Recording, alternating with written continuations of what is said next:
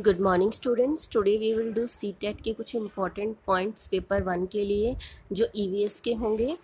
और हम स्टार्ट करते हैं। A seed tales a farmer story. एक फार्मर की स्टोरी सीड्स बता सकते हैं। जितने उसके पास सीड होंगे, सुरक्षित होंगे, उतना ही फार्मर रिच होगा।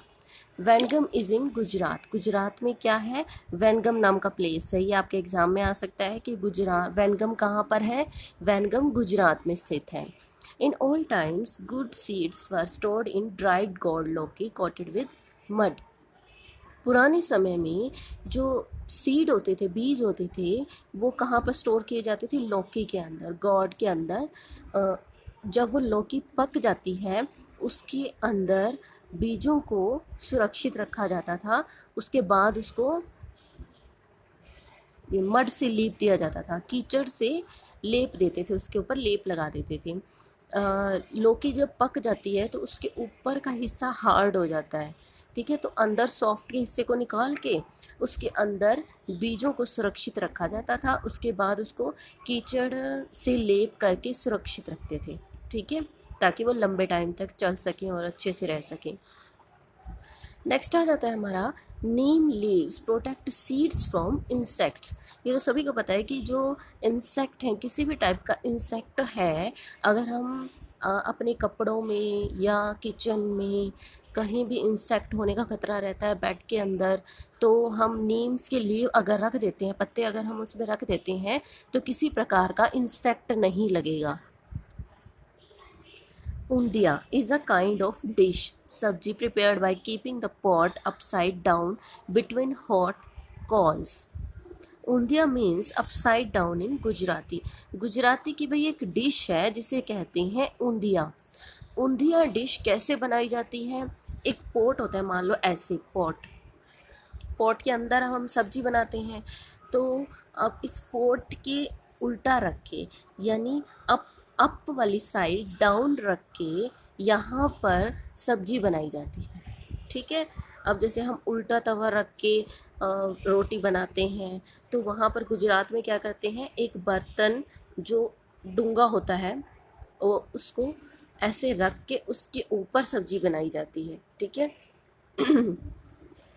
अप साइड डाउन रख के और कोल्स के ऊपर उस बर्तन को रख के फिर कौन सी डिश बनाई जाती है? ऊंधिया। ऊंधिया एक सब्जी का नाम है, ठीक है। वहाँ पर ये सब्जी कैसे बनाई जाती है? एक बर्तन को उल्टा रख के कोयले के ऊपर, ठीक है। Undhiyu is being eaten with bajra rotis and homemade butter curd and buttermilk. अब ऊंधिया कैसे खाई जाती है गुजरात में?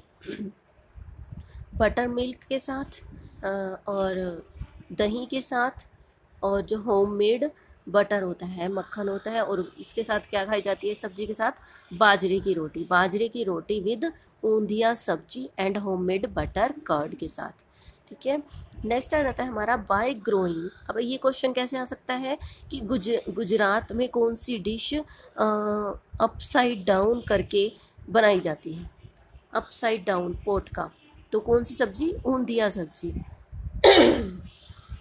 ऊंधिया is being eaten with bajra rotis. Next आ जाता है by growing the same crop over and over. अब हमारा नेक्स्ट पॉइंट आ जाता है, जैसे कोई भी क्रॉप है, एक लैंड पर कोई भी क्रॉप एक बार उगा देते हैं, उसके बाद वही क्रॉप अगर हम बार बार उगाते रहते हैं तो वो लैंड अनफर्टाइल हो जाती है, मीन्स अनउपजाऊ हो जाती है।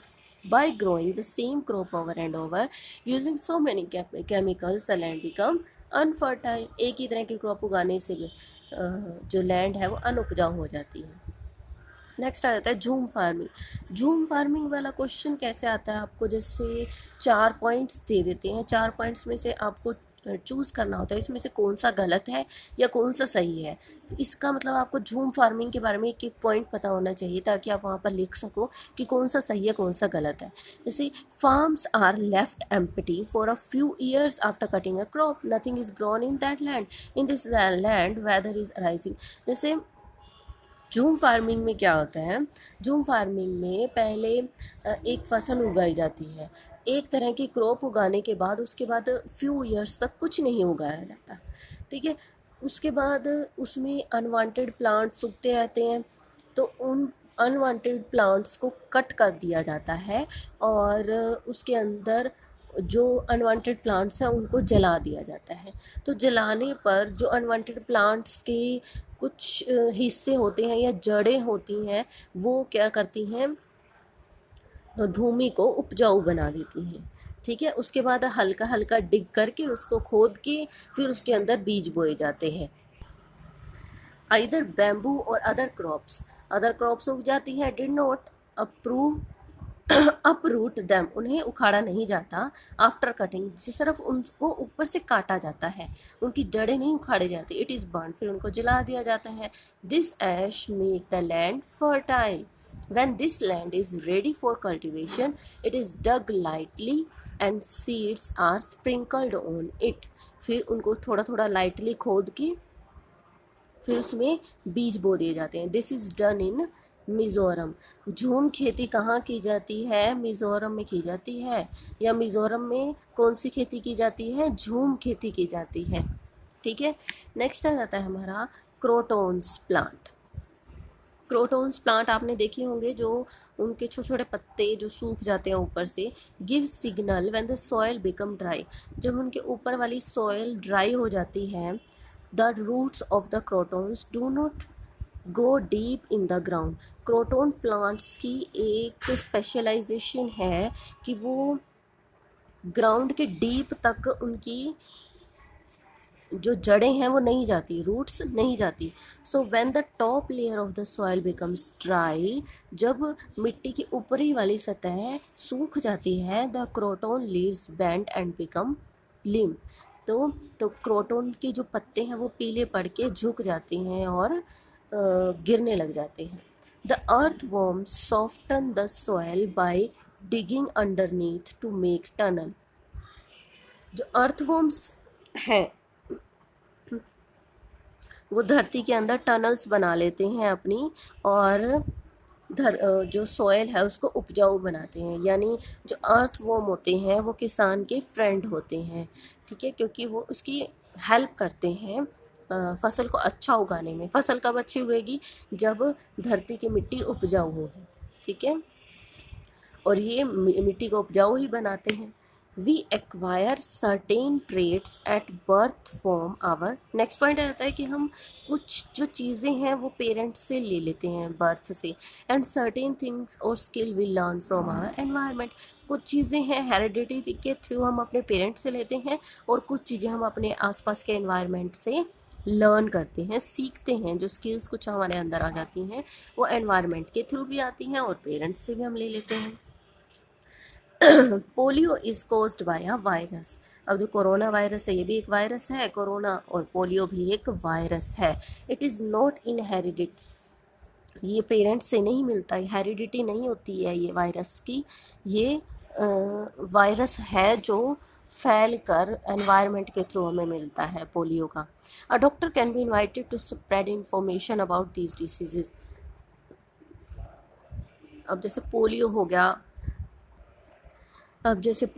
गया, तो कोरोना हो गया, कोई भी डिसीज़ की जानकारी हम कैसे दे सकते हैं? जैसे स्कूल में कोई डॉक्टर बुला लिया, या किसी के पेरेंट डॉक्टर हैं उनको बुला लिया कि बच्चों को जानकारी देते हैं। तो अगर हम टीचर जानकारी देंगे तो इतना ध्यान से नहीं सुनेंगे बच्चे, जितनी डॉक्टर की बात डिसीज़ के थ्रू जानकारी बच्चों तक पहुंच पाएगी। तो हम इसके डॉक्टर के थ्रू, लेक्चर के थ्रू हम बच्चों तक ये जानकारी पहुंचा सकते हैं।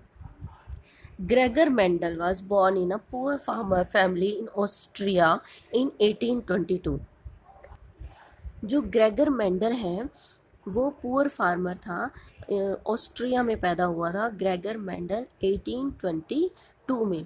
For 7 years he did experiments on 2800 plants in garden of the monastery. Monastery means कोई भी मठ या एक जगह, आश्रम, वहाँ पर ये प्लांट्स इन्होंने 28,000 प्लांट्स का 7 इयर्स तक एक्सपेरिमेंट किया उन पर, और उन्होंने पाया कि जो पी प्लांट हैं have some traits which come in pair, like the seed is either rough or smooth. जो मटर होते हैं ना, मटर के जो बीज होते हैं अंदर, इसने कहा है कि वो पेयर्स में होते हैं ऐसे। तो 2 पेयर या तो येलो होंगे या ग्रीन होंगे, 2 पेयर या तो स्मूथ होंगे या हार्श होंगे। आपने देखा ही है, 2 पेयर या बड़े होंगे या छोटे होंगे, ऐसे इसने एक्सपेरिमेंट किया था। ठीक है, नेक्स्ट पॉइंट पे आ जाते हैं हम। Dussehra comes after the rainy season. अब जब जुलाई अगस्त के में बारिश हो जाती है खूब, उसके बाद क्या आता है, दशहरा आता है। दशहरे के बाद, दशहरे में हम क्या करते हैं, रावण को जलाते हैं। ठीक है, Puran poli sweet rotis made from jaggery and gram, this is being eaten with a spicy curry dish. अब क्या कहेगा, पूरन पोली क्या है, पूरन पोली क्या है, सिंपल सी बात है, एक स्वीट रोटी है जो जैगरी और बेसन से बनती है। ठीक है, और इसे स्पाइसी कड़ी डिश के साथ खाया जाता है। ठीक है, कड़ी के साथ रोटी खाई जाती है। रोटी को क्या बोलते हैं, जो मीठी रोटी होती है उसको क्या बोलते हैं, पूरन पोली। पूरन पोली क्या है, एक रोटी है। एक स्पाइसी कड़ी डिश के साथ एक रोटी बनाई जाती है जैगरी और ग्राम की, उसे क्या बोलते हैं, पूरन पोली रोटी। कैरेवन इज़ अ बस और cart in which one can live with all the facilities.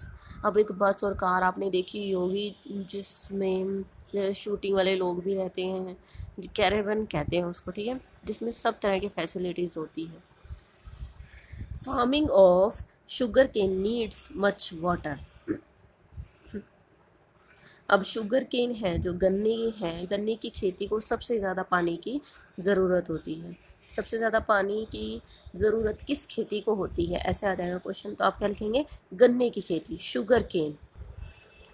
Rats have poor eye sight but have excellent sense of smell, touch and taste. अब रैट्स हैं, चूहों की आई साइट बहुत वीक होती है, बहुत कम दिखता है उनको, लेकिन उनकी स्मेल और टच और टेस्ट बहुत ज़्यादा होता है। स्मेल से उनको पता लग जाता है कि कौन सी चीज़ खाने की कहाँ पड़ी है, किस साइड पड़ी है, तो वो उस साइड चले जाते हैं। टच से उनको फील हो जाता है कि ये खाने की चीज़ है या नहीं।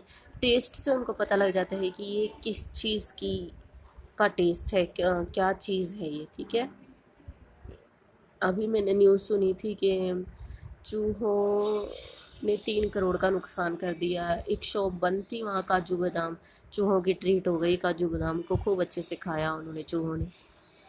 ठीक है, नेक्स्ट आ जाता है, in Nagpur they put sugar in dal. दाल, नागपुर में दाल में भी शुगर डाल के खाते हैं लोग वहाँ पे। ठीक है, दाल में शुगर कहाँ डाल के खाते हैं लोग, नागपुर में। मतलब मीठी दाल कहाँ खाई जाती है, नागपुर में। In dance the hands and face are used to convey feelings, this are called mudras and bhavas. और कोई भी डांस है उसमें फेस एक्सप्रेशन आपने सुना ही होगा, फेस और हैंड से जो एक्सप्रेशन दिए जाते हैं उनको क्या कहा जाता है, मुद्रास और भाव्स कहा जाता है। The owl can rotate its neck backward to a large extent. अब जो आउल है वो अपनी गर्दन को काफ़ी हद तक पीछे घुमाकर देख सकता है, इतनी हम नहीं घुमा सकते, वो पीछे देख सकता है अपनी गर्दन को घुमाकर। और एक मैना होती है, मैना झटके से अपनी गर्दन को पीछे कर सकती है, झटके से आगे पीछे करती रहती है मैना। ठीक है, और the birds feather help it to fry and keep itself warm too. अब जो बर्ड्स के फीदर होते हैं वो उनको फ्लाई करने में, उड़ने में और उनको गर्म रखने में हेल्प करते हैं। बर्ड्स के फीदर क्या होते हैं, from time to time bird loss their old feather and new one grow in their place. अब वो जैसे इसका एग्जांपल देते हैं, जैसे एक कबूतर होता है, हमें कबूतर के पंख कई बार मिल जाते हैं ना, वो क्या होते हैं, उसके फीदर होते हैं।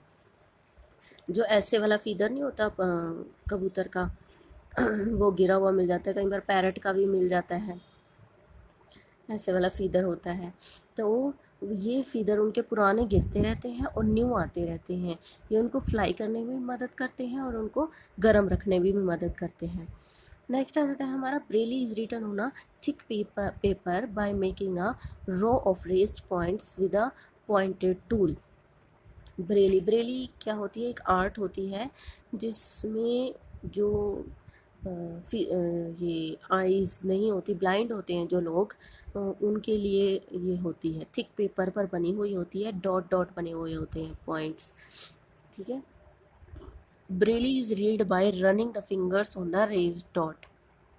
वो क्या करते हैं, अपनी फिंगर्स को ऐसे टच कर करके उन होल्स पर देखते हैं कि ये क्या लिखा हुआ है। Louis Braille belong to France. अब जो ब्रेली जो लैंग्वेज है, इसको किसने बनाया है? लुइस ब्रेली ने। कहाँ के थे ये? फ्रांस के रहने वाले थे। When he was 3 years old he was playing with his father's tool. जब वो ओनली 3 years के थे तो अपने फादर के टूल के साथ खेल रहे थे। Suddenly a pointed tool hurt his eyes, he lost his eye sight. एक तीखे औजार ने उनकी आइज़ पर उन्हें हार्म किया और वो अंधे हो गए, उनकी आई साइट चली गई। He had interest in studies. उसको तो पढ़ने का बहुत शौक था, अब तो उसके पास आइज़ भी नहीं थी। He kept thinking of different ways to read and write. वो डिफरेंट हर तरह से सोचता था कि उसकी वो रीड कैसे करे, राइट कैसे करे। Finally he found a way reading by touching and feeling. उसने एक तरीका अपनाया पढ़ने का कि वो टच और फील के साथ पढ़ सकता है।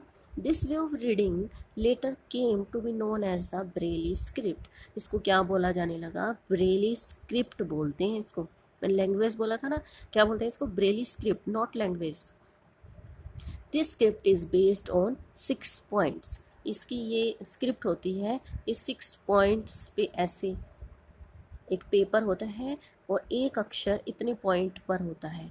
जैसे वो टच करके ऐसे देखते हैं ये ए है या बी है। ए का साइन में भी ऐसे होता है, ये उभरे होते हैं, बाकी नीचे होते हैं। ठीक है। जैसे बी का साइन मान लो ये होता है, तो ये वाले उभरे हुए होंगे और ये नीचे होंगे, ऐसे अलग अलग से 6 डॉट्स होते हैं, 6 पॉइंट्स।